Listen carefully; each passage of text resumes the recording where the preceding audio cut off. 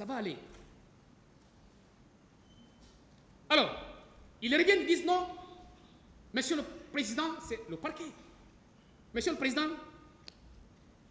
il y a les certificats médicaux, il y a les vidéos et audio.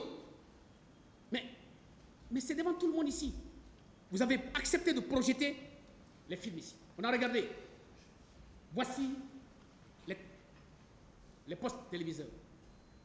Tout le monde a regardé. Ceux qui sont en haut, regardez. Nous ici, on regardait.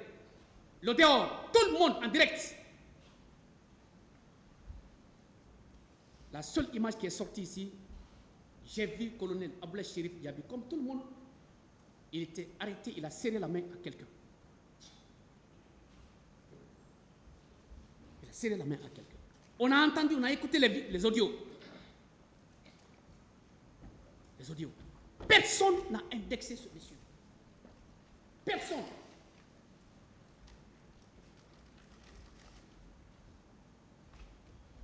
Personne.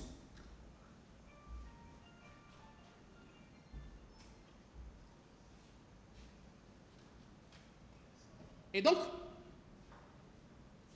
Monsieur le Président, étant entendu que ces faits de non-assistance à personne en danger que j'ai présentés ici démontrés ne sont pas constitués à son encontre, également les coups et blessures volontaires ne sont pas constitués à son encontre,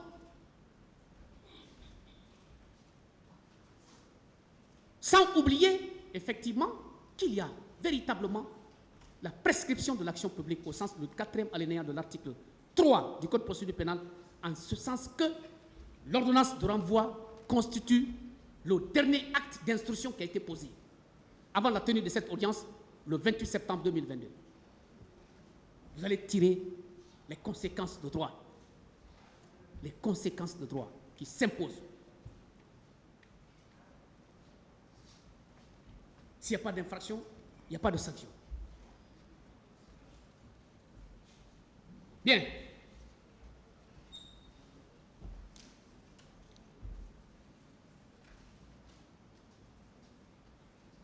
Lorsqu'il y avait ces blessés, je me rappelle très bien, j'ai posé la question à une des victimes ici plutôt, et j'ai son certificat médical ici. C'est un certain Monsieur So Lamine. So Lamine, suivant certificat médical numéro 006, en date du 16 octobre 2009, il a subi une opération. Ça, c'est parmi tant d'autres. Parce qu'on vous présente des certains médicaux ici, certains certificats médicaux, comme un trophée de guerre. Que non, nous, on a fui l'hôpital, on avait peur, il y avait de l'insécurité, colonel Yabi était là. Mais attendez, vous devrez au moins compulser le dossier. Ce n'est pas pour rien qu'on nous a donné ce dossier-là. Dans ce certificat médical, Monsieur le Président, respectueux assesseur, Monsieur So Lamine, dans sa déposition, dans son audition ici, Monsieur le Président, et le rapport qui en est suivi, voilà, ce monsieur a été opéré par la personne même de colonel Ablaye Chérif Diaby. C'est lui-même qui est rentré au bloc, il a opéré. Ministre, chirurgien de profession, il a pris la responsabilité de l'opérer en cette période. Et il a laissé le suivi par qui? Et à qui? Par Dr Kaba Ismaël. Ce rapport, ce certificat médical est versé au dossier de la procédure. Tout le monde l'a. Le résultat, observation sur la suite du traitement, a été opéré, sorti avec un bon état général. Mais on veut coûte que coûte, vaille que vaille. Il faut avoir la tête de ce monsieur-là. Il faut avoir sa tête. Il faut avoir la tête de ce monsieur. Mais, Monsieur le Président, aux âmes bien nées, la valeur n'attend point le nombre d'années. Je m'adresse à vous parce que vous avez véritablement fait déjà beaucoup de succès dans votre travail. Aux âmes bien nées, la valeur n'attend point le nombre d'années. À vous voir ici, on a l'impression, non, ce n'est pas possible. On devrait avoir un doyen de l'autre côté. Mais vous assumez vos responsabilités. Vous êtes un professionnel. Vous avez appris votre carrière. Vous avez la maîtrise. Vous avez une autorité. Et vous êtes accompagné des magistrats intègres qui ne font l'objet d'aucun doute, ni en connaissance, ni en morale. Nous avons confiance en vous.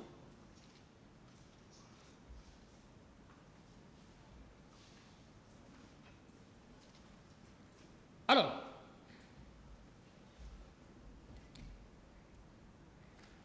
Monsieur le Président, sur l'infraction qui est reprochée à mon client en ce qui concerne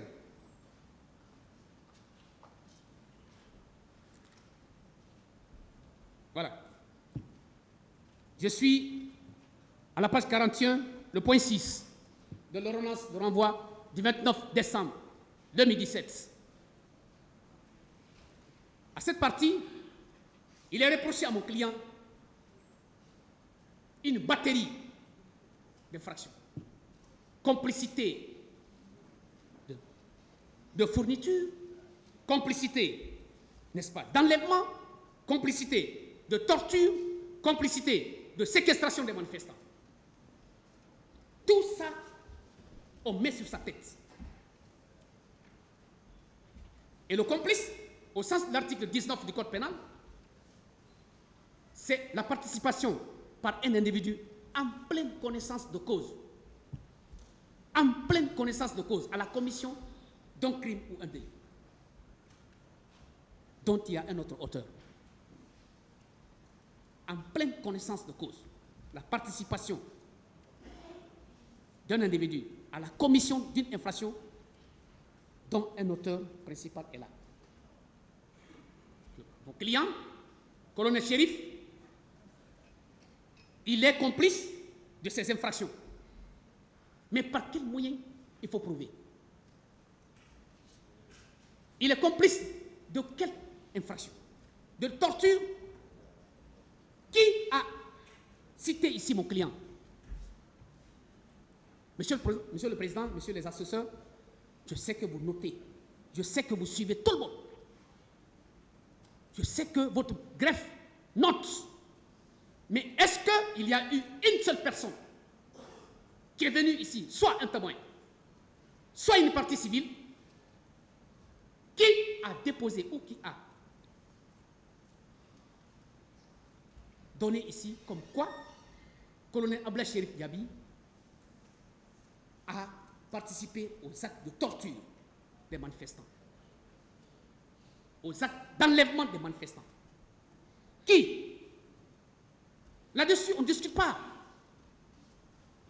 On ne discute pas là-dessus. Il n'y a aucun acte de complicité qui puisse la forcer. Personne n'a déposé ici. Aucun témoin, aucune partie civile ne s'est livré devant vous comme quoi colonel Abla Chérif Gabi a été complice de la torture des manifestants, a été complice de l'enlèvement des manifestants, a été complice de séquestration.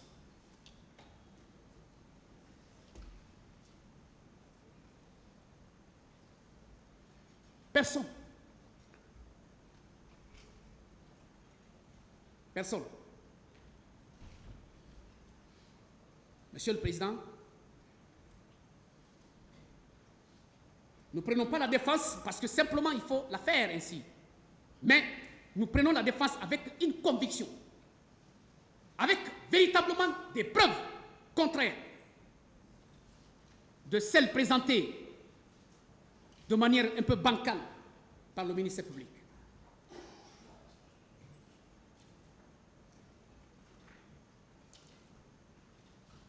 Colonel Chérif ne peut pas